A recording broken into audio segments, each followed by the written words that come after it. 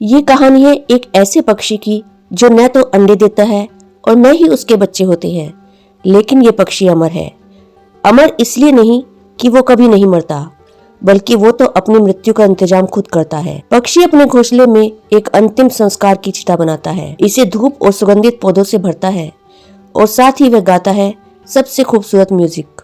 यह विलुप्त होने के लिए खुद को प्रज्वलित करता है। केवल एक ही पक्षी है जिसके प्रजनन का रूप ठीक पुनर्जन्म है, जो एक प्रतीक है। फिनिक्स या अमर पक्षी विभिन्न देशों की माइथोलॉजी में वर्णित एक पक्षी है। इस पक्षी की खासियत कुछ ऐसी है कि यह अपनी ही आग में घोंसला सहित जलकर अपनी राख से फिर से एक नया जन्म लेता है। मित्रों, सुनने में ये एक जादू जैसा लगता है, लेकिन ये एक बड़ा अनूठा दृष्टांत है। फिनिक्स पक्षी हमें एक गहरा संदेश देता है, खुद को खत्म करके दोबारा जन्म देने का। और यहाँ पर खुद को जलाने का क्या मतलब है? बस यहीं पर सारा रहस्य छुपा है। ग्रीक माइथोलॉजी के अनुसार यह मैजिकल पक्षी सदियों तक जीवित रहता है और एक आग के झोंके में मर जाता है, लेकिन इसकी राख से इसका दोबारा जन्म होता है। मृत्यु और पुनर्जन्म का यह चक्र आकर्षक है। फिनिक्स अमरता का प्रतीक है। यह दिखाता है कि जीवन स्वयं को नष्ट होने के बावजूद नवीनीकरण कैसे करता है। फिनिक्स एक बहुत ही रंगीन पक्षी है। इसकी दुम सुनहरी और बैंगनी होती है। इसका जीवन काल 500 से 1000 साल तक का होता है और इससे भी ज्यादा चमत्कारिक है इसका अंत। तो आइए स्टार्ट करते हैं इसके जन्म, मृत्यु और पुनर्जन्म की कहानी को। एक दिन जब दुनिया बहुत छोटी थी, प्रकृति में सब एक दूसरे से बातें करते थे। उस दिन सूरज ने झांककर पृथ्वी की तरफ देखा तो उसे एक शानदार पक्षी दिखा। यह बेहद रंग बिरंगा, सौंदर्यशाली और आकर्षक था और इसके रंग झिलमिला रहे थे और पंखों से जैसे रोशनी फूट रही थी। लाल सुनहरे रंग के पक्षी की सुंदरता से सूरज भी चकाचौंध हो गया। उसे वह पक्षी बहुत अच्छा लगा। इसके बाद उसने पुकार कर कहा, सुनो गौरवशाली फिनिक्स, क्या तुम मेरे मित्र बनोगे? क्या तुम हमेशा हमेशा के लिए जीवित रहोगे? सूरज की इस पुकार से फिनिक्स अचंभित हुआ और खुश भी। वो देर तक आकाश और बादलों के बीच नृत्य करता रहा और फिर सूरज को जवाब दिया, हे गौरवशाली सूरज, आज के दिन से मेरे सारे गीत आपके लिए होंगे। और इस तरह सूरज ने फिनिक्स को सदा जीवित रहने का वरदान दिया। लेकिन फिनिक्स का सौंदर्य ही उसका शत्रु बन गया था। उसे जो भी देखता, स्त्री, पुरुष और बच्चा, वो उसकी ओर दौड़ता और उसे पकड़ने की कोशिश करता। हर कोई फिनिक्स को अपने काबू में कर लेना चाहता था। इससे परेशान होकर फिनिक्स ने वहां से उड़ान भरी और पूर्व की ओर चला गया।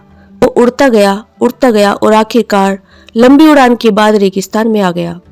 रेगिस्तान में सभी मनुष्यों से मुक्त था। यहाँ पहुंचकर फिनिक्स बहुत खुश हुआ। वो यहाँ स्वतंत्र रूप से उड़ान भरता और सूर्य की स्तुति के गीत गाता। यहाँ उसने शांति और संगीत में दिन व्यतीत किए। इस बात को सालों बीत गए, लेकिन फिनिक्स ने मृत्यु को नहीं छुआ। 500 वर्ष बीत गए थे और अब वो वृद्ध और अशक्त हो चुका था। अब वह न तो बादलों को छूने वाली उड़ान भर सकता था और न ही उसके गले में इतनी शक्ति थी कि सुंदर गीत गा सके।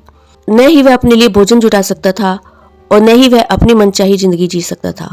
वो इस तरह का जीवन नहीं जीना चाहता था।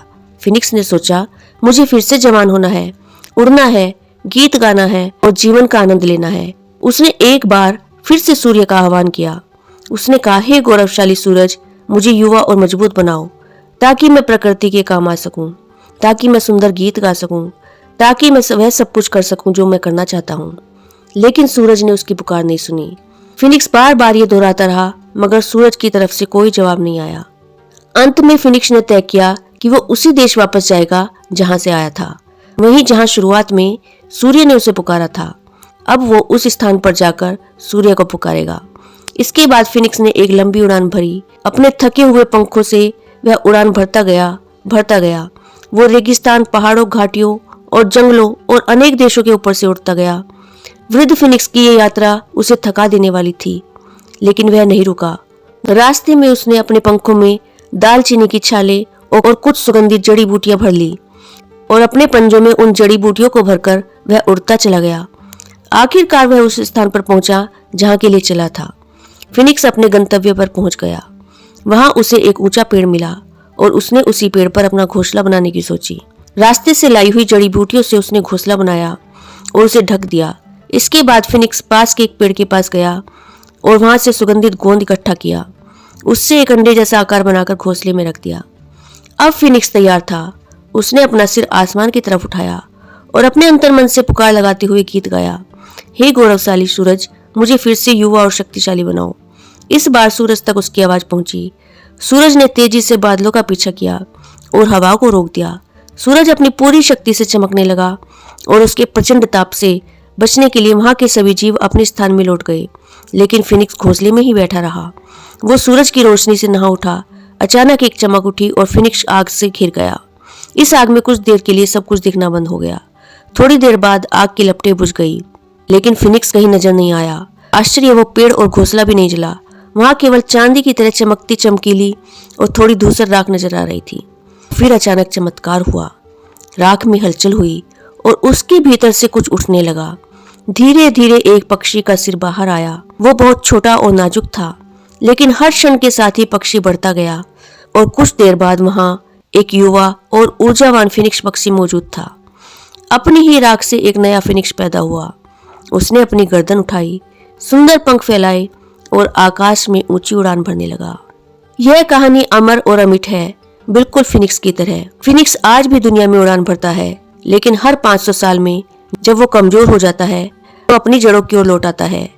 सुगंधित जड़ी बूटियों से घोंसला बनाता है, सूर्य का आह्वान करता है और उसके लिए गीत गाता है, और सूर्य की किरण से आग में तब्दील हो जाता है। अपनी ही राख से वो नया जन्म लेता है और फिर एक सुंदर जीवन की ओर बढ़ जाता है। मित्रों, फिनिक्स पक्षी हमें बताता है कि इसी नकली पहचान को जलाकर अपनी राख से असली पहचान को पुनर्जन्म दीजिए। वास्तव में जीने के लिए तुम्हें पहले मरना होगा। मित्रों, फिनिक्स की कहानी से हम अपने जीवन में नए बदलाव ला सकते हैं। फिनिक्स जब कमजोर हो जाता है और तकलीफ में होता है और बूढ़ा हो जाता है और वो जो चाहता है वह नहीं कर पाता, आकाश में उड़ नहीं पाता, न ही मधुर संगीत गा सकता है, न ही अपने लिए भोजन आदि की व्यवस्था कर पाता है, तो वह अपनी ही चिता तैयार करता है और उसमें अपने आप को जला देता है और भस्म हो जाता है, और बाद में उसकी राख जो बचती है उसी से वह फिर दोबारा पैदा होता है।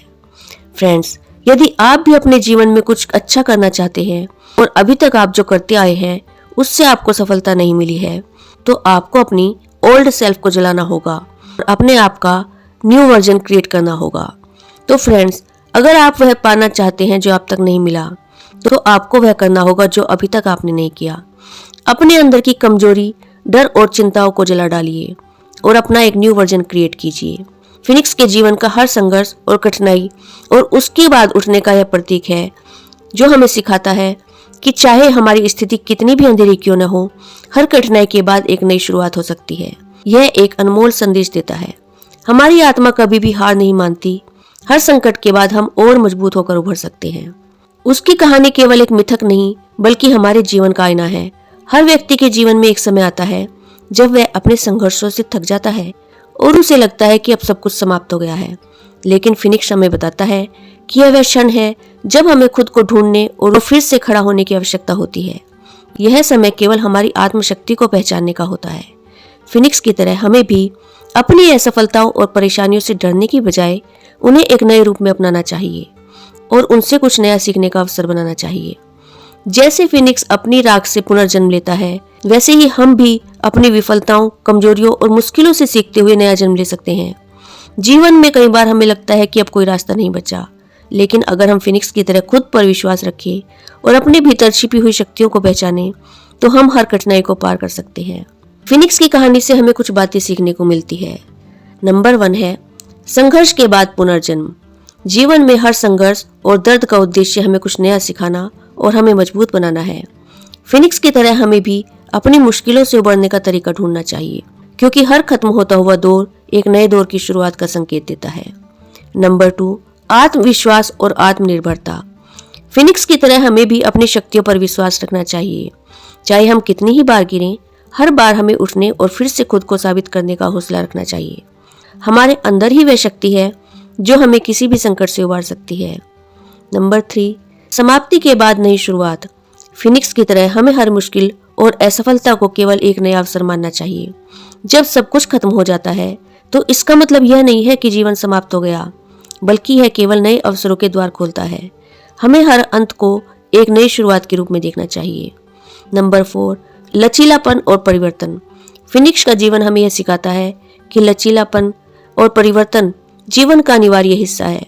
हमें उन परिवर्तनों को अपनाना चाहिए, क्योंकि यही हमें नए दृष्टिकोण और अवसरों की ओर ले जाता है। फ्रेंड्स, फिनिक्स की कहानी यह सिखाती है कि जीवन के प्रत्येक चक्र में, चाहे वह कठिनाई हो या सफलता, हमें हमेशा परिवर्तन को अपनाना चाहिए। जैसे फिनिक्स आग में जलकर राख में परिवर्तित होता है और फिर से जीवित होकर उभरता है, वैसे ही हमें भी अपने संघर्षों से सीखते हुए अवसरों की ओर बढ़ते रहना चाहिए। हमें यह याद रखना चाहिए कि कभी कभी हमें खुद को बदलने और नवीनीकरण की प्रक्रिया से गुजरने की आवश्यकता होती है, ताकि हम जीवन में अपनी असली क्षमता को पहचान सकें।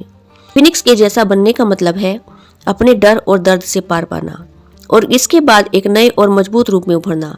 यह हमें सिखाता है कि न केवल अंधेरे से बाहर निकलना है, बल्कि उसे पार करके खुद को और बेहतर बनाना है। अपने जीवन की कठिनाइयों को समर्पण और साहस से अपनाना और हर कदम पर आगे बढ़ते हुए अपने सपनों की ओर बढ़ना, यही फिनिक्स का सच्चा संदेश है। फिनिक्स की प्रेरणा कला, संस्कृति और साहित्य में दिखाई देती है। यह उन सभी लोगों के लिए एक प्रेरणा है जो अपने संघर्षों के बाद जीवन को एक नई दिशा में देखने का प्रयास करते हैं। चाहे वह प्राचीन समय हो या आज का, फिनिक्स का संदेश सार्वभौमिक है।